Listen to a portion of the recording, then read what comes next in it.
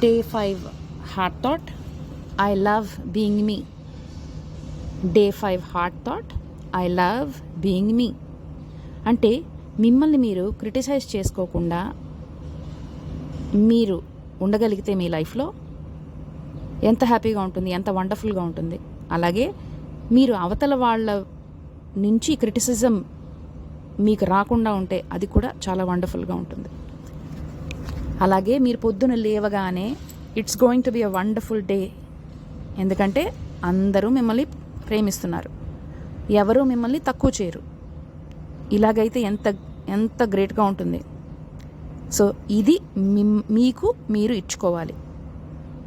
ఇంత wonderful experience ఇవ్వాలంటే మిమ్మల్ని మీరు ఎంత లవ్ చేసుకోవాలో ఆలోచించండి.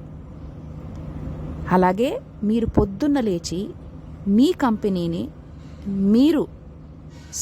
మీతో మీరు స్పెండ్ చేయడాన్ని ఎంత ఆనందిస్తారో, ఆ జాయ్ ఎంతగా ఉంటుందో అన్నదాన్ని మీరు ఎక్స్పీరియన్స్ అయితే